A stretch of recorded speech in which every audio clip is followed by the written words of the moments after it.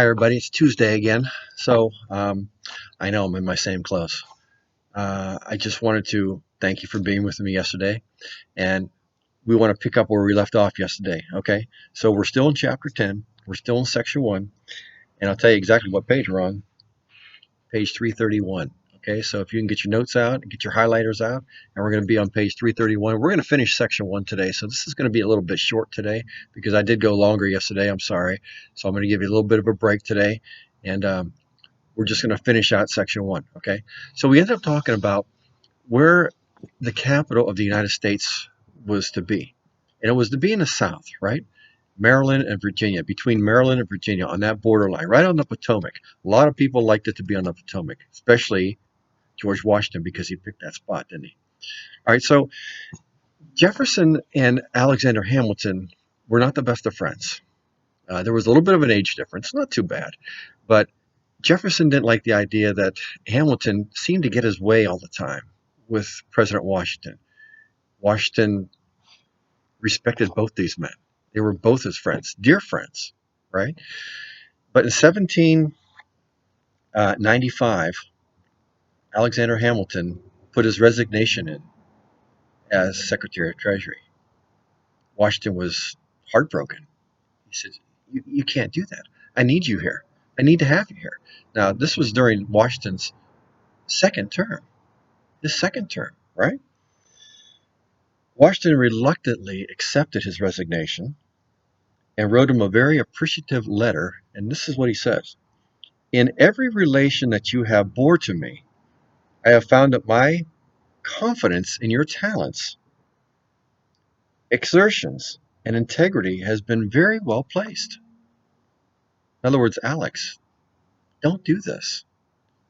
But Alexander Hamilton had got himself involved in a few scandalous things, and he just felt that it was time for him to resign. And it wasn't just because of that, with Jefferson and different things that had happened. So Hamilton remained a very trusted friend to Washington and one of the most influential people in government. Now, did he ever counsel Washington afterwards? I don't know. I would imagine that Washington didn't hesitate to have him over and talk to him about things unofficially. Unofficially. So he could suggest things. And maybe he did. I don't know if he did or not. So, another very important part of Alexander Hamilton's financial plan before he left was called the National Bank. Now, this is a big part of what he did. National Bank, he proposed 4 duties for this bank. So, in your notes, there should be 4 things that you can star or highlight. First thing is that the bank would handle all the federal government's money. All the money would go into this one bank. Is that really a bad idea? Not really.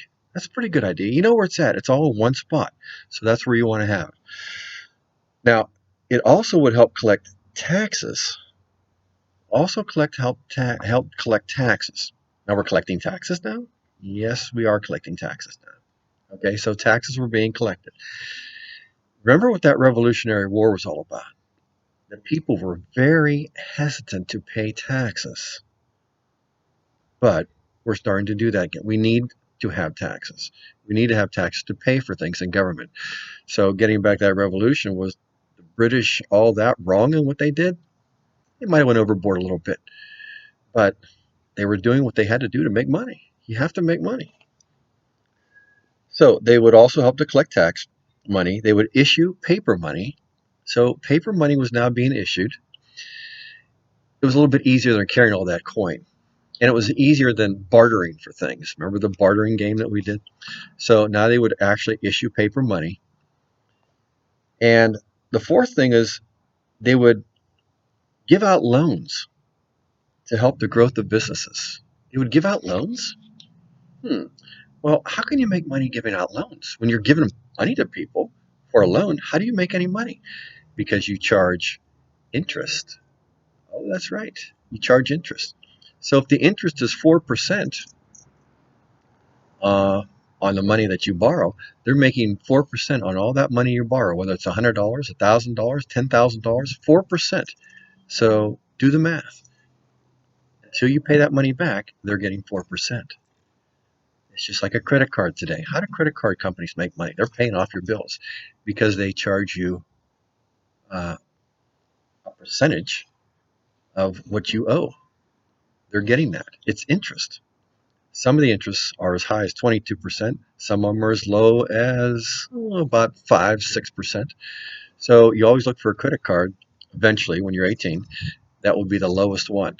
And you want to try to pay off those bills. So Patrick Henry, I mean, not Patrick Henry, goodness sakes, talking about Patrick Henry, Alexander Hamilton had this great idea that the government would now be able to give loans and they would charge an interest rate. Wow, it's a good idea. And so people took it. They did it. Now, many people in the country thought the national bank was a bad idea, though. And since the Constitution did not establish a national bank, that they argued the government did not have the power to set it up. Southerners like Thomas Jefferson and James Madison didn't like this idea at all. Now, didn't they just make a deal on getting the capital in the South? Well, that was a deal. Deal's done now. So now we're on to something else, taxes. And they argued that the bank would create a very wealthy upper class. It's possible they could. And would Alexander Hamilton be part of that wealthy upper class? Absolutely. Was Jefferson part of that wealthy upper class? He was. He was. So was Madison. So was George Washington. But remember what Benjamin Franklin told Jefferson when he was writing the Declaration of Independence. This is not just for you, it's for all the people in the colonies at the time. We must represent them all. And that's how our government is. It represents all of us, not just parts of us. So they point out that Hamilton was helping the wealthy northern merchants at the expense of southern farmers. Bankers, investors, and Congress, however, favored Hamilton's plan. In 1791, Congress did pass a bill creating the Bank of the United States. Now, how could they make money on the Southerners? Because very wealthy bankers were charging a very high interest rate for Southerners that needed to borrow money. Did they need to borrow money from the northern banks?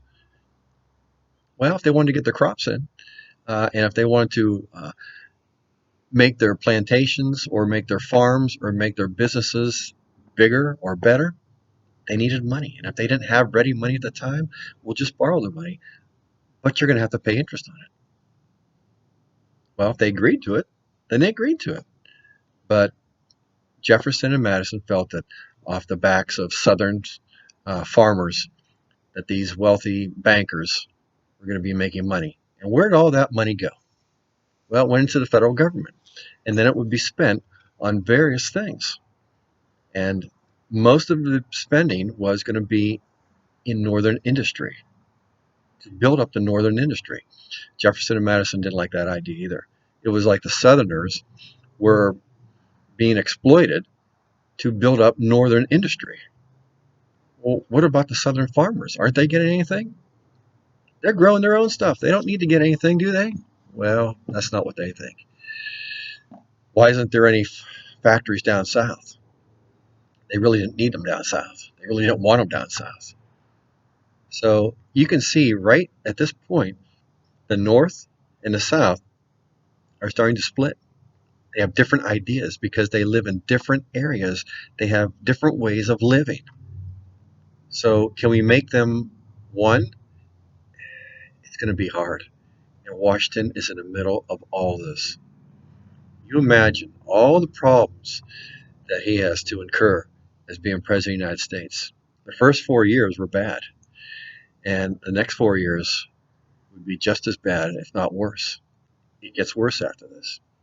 Something happened in 1793 that's happening right now, except they didn't have the medicines. It was called the Panic or the Plague of 1793. Yellow fever went through, the fever. And in Philadelphia alone, there were so many people that died of the yellow fever that there was cemeteries set up where bodies were being buried in mass, not just one at a time, but many, many at a time. Anybody that was in Philadelphia that was in the government had to leave. So that's when Washington went back to Mount Vernon. How do you deal with something like that? What did he do for it? Well, they tried medicines. Some of it worked, some of it didn't work. But you know what did work? Isolation, staying away from people. Isn't that what's happening now? Our social distancing is what, 6 feet from somebody? And now they're saying don't even get in groups of more than 10. It's better just not to be with anybody at all right now. So we're staying home. Will it help? It'll definitely help the spread of it because when you're staying home, nobody's touching anybody, nobody's breathing on anybody, nobody's coughing on anybody. So here we are. We can make it work. So Washington had to go through the same thing that our president's even going through right now with less equipment and less medicines and less of a way of dealing with that fever that they had back then. It was a virus and it killed a lot of people. It killed a lot of people. So we're all healthy right now. We need to stay healthy. So let's finish the rest of this. Now, the National Bank, once the government had agreed to pay all the war debts, wow, that's a lot, Hamilton needed a plan to raise money. So they were getting money on some interest rates and some taxes they paid, and they paid some of the war debts, but they needed more money. So the government needed more money. The national government also needed money for improvements like bridges and roads, highways, canals, things like that. So Hamilton wanted to pass a levy called an excise tax. Now, an excise tax is a tax on all goods that are made or sold in the United States. Everything that's made or sold in the United States, there must be an excise tax. So, do we pay those now? We pay excise tax? Yes, because even the goods that are used within the country, we have to pay an excise tax on it. We pay a tax. It's about 7% right now, so 7 cents on every dollar. So when you go to the dollar store, it's usually $1.07 or $1.08, however they want to say it. We have to pay it on everything. Now you're saying, well, I don't pay it on food. Well, there's some food that you do pay on, and there's some that you don't. Um, Everything has its own price, doesn't it? So we do pay an excise tax.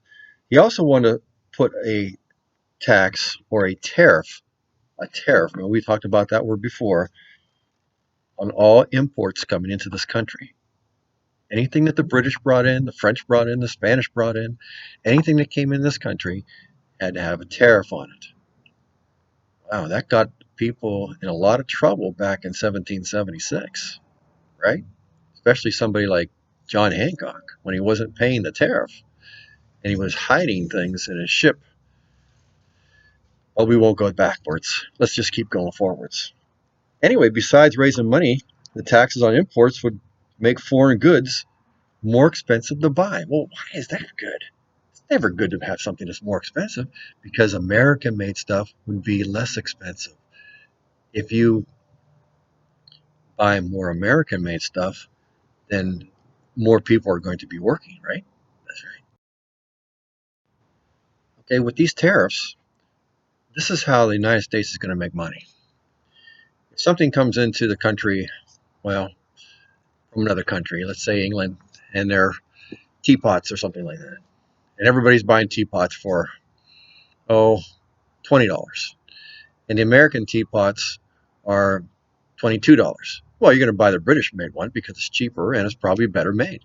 Now with these tariffs, let's say the teapots go up to $28 and the Americans teapots are still $22. You're going to buy the American teapot. Well, of course, but it's not well made. Well, it's made pretty good, but it's putting Americans to work. Do we do that today? We absolutely do that today. And we are doing more and more of that today. So things that are coming in from China, we're finding out really are not very good quality. Americans need to start making more of that. And Americans have been making more of that. And so when we buy something that's American made, it really is going to be cheaper than the Chinese are making, at least right now. It wasn't before. Before, the Chinese weren't paying tariffs. Now they're paying tariffs. and some of their product is becoming more expensive, and the quality is not as good either. So it's working in our favor. You see, things haven't changed. So was Alexander Hamilton right? Absolutely, he was right. He was right exactly what he did. And it would help this country actually to make some money. Okay, and so we would start making money, um, and people would actually be put to work, and they can make a living for their family. It's all good stuff. There was a little bit of a problem that came along with this. And the problem was in Western Pennsylvania, that was before even Ohio was a state, in Western Pennsylvania, there were some farmers that could not get their wheat and their rye and their barley and things to market fast enough before it would start to get moldy and go bad. So what did they do with it? They made it into whiskey. And they made whiskey and they were selling their whiskey. All right, so what's wrong with that? They're entrepreneurs. They're using what they have to make money. There's a tax on that. Well, why should there be a tax on it? I made it. There's a tax on everything. So they started sending tax collectors out to Western Pennsylvania to collect the tax off these farmers. They got really upset. They got really upset. So they attacked the tax collectors that would come out there, and then they went after the man that was in charge of all the tax collectors, and they attacked his house. Luckily, he wasn't home, but there was a militia there, and the militia put a couple of these guys down with guns. They shot at him. There's people dying over this, over money, over a few pennies like this. Wow. So what were they to do? Well, word got back to President Washington, and he thought, we have to stop this. If we allow this to go on, and these people out there, which were becoming a huge militia, these farmers formed a huge militia out in Western Pennsylvania, then any state would have the right to do that and go against federal law, to be able to go against federal law. So he created his own militia. Washington did. And he had, I believe, 14 or 15,000 men. Now, he took some of those men and he went out to Western Pennsylvania. He took them out there and they set up a camp. And they were going to actually stop these farmers from whatever they were going to do. Would they stop them by force? If needed to be. But instead, as he set up this camp, Washington was very, very smart. These men were very trained. They were ex-soldiers, and they were ready to go. They were ready to fight.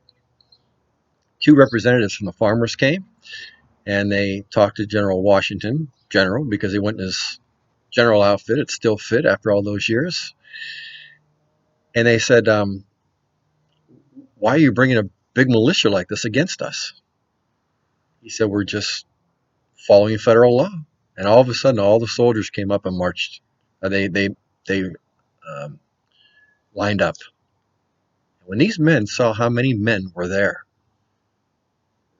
they said, well, we're going to have to really think about this. It was over with. It was over. And there was not going to be any more fighting. Washington actually went back to Philadelphia. And they said, General, where are you going? He goes, there's no war. You don't need me. And so they did arrest some of these men that were the leaders of these militias. And they had them in prison for a while. Eventually, Washington pardoned them all. He pardoned all of them. And he thought, I think they've learned their lesson. There never was an outcry like that again. Not in Western Pennsylvania. Did they pay the tax? They paid the tax. They did the tax. So we have to follow laws, don't we? Now, it was called the Whiskey Rebellion. The Whiskey Rebellion. It was a test of this new government, and President Washington put this down when he sent this militia with him in charge. And it may be the only time that a president actually leads a militia against a group of lawbreakers, but he did. And the next time we would see something like that would be in 1861 with President Lincoln. President Lincoln didn't lead the charge, but he sent 75,000 men into Virginia to put down this so-called rebellion that was against the federal government. Well, it really wasn't against the federal government, but we'll get into that. It didn't go too good. He thought it would only last about 6 months, like the Whiskey Rebellion did. Ended up lasting 4 years. Many, many men lost their lives. 750,000 men, not including all the civilians that lost their lives. So General Washington did set a precedence, an example of what to do, but he did it the right way. He did do it the right way. All right, this is ending chapter 10, section 1, about that. So in just 2 little sessions here, we ended it. Now, if you have time today, this is Tuesday, the 24th. All right, you'll know that there has been an executive order from the governor of Ohio that we are not to go anywhere. Anywhere. All right, I just heard that starting last night, yesterday. We are not to go anywhere um, except your own yard. Stay in your house. Um, find something to do. So guess what? You have lots of time to look at that George Washington program I gave you. It's 6 parts long. It'll take you all that time. You can take a couple breaks here and there, but you'll learn a lot about Washington. You can go to the Mount Vernon website. You can learn a lot about Washington. You know what? I love Washington. Can you understand that? Yeah, I think I'll know that, don't you? I love Washington. I think he was a great man, and I'll always think he's a great man. There's some really neat things on that Mount Vernon website. It takes you inside his tomb where him and Martha are laying there right now. I've never seen something like that before. I've been there before, but I've never been inside. And you know me, I would love to be inside there. It talks about his teeth. I think we talked about that. It talks about his life as a youngster, growing up, being in the French and Indian War, life on the plantations at Mount Vernon. It just talks about a lot of different things, him being president and the things that he went through. Now, as we're going through all these lessons, I'm just trying to look at my notes. I'm trying not to look at my notes. I'm trying to look at you. So everything might not be perfect. I hope I haven't made any mistakes. If I have, tell me if I made a mistake and I'll try to correct it. But I just want to have some fun with you guys. I miss you guys. I miss not being in class. I hope that you miss not being in class. It's always good when we can talk together and we can joke around together and talk things out. And I can get you mad at me a little bit once in a while. And that's how I get you to learn some things, right? So if I've piqued your interest on a few things, email me or make some comments. And if there's anything that you want to know about, you want to have a little discussion about, we can talk on email, or next time we get together, I'll try to answer some of those questions, because right now it's just me talking, and I need some interaction. I need you guys to talk back to me. Okay. So until we meet next time, stay in the house. Okay. Watch some videos, play some games, uh, do the rest of your homework. But for the most part, stay healthy and say a kind word to somebody today, okay? Help them out. We'll see y'all soon. I hope I'll be back tomorrow, Wednesday. I'm not positive, but you watch Google Classroom and I'll tell you what days I'll be on. All right? All right. Goodbye, everybody.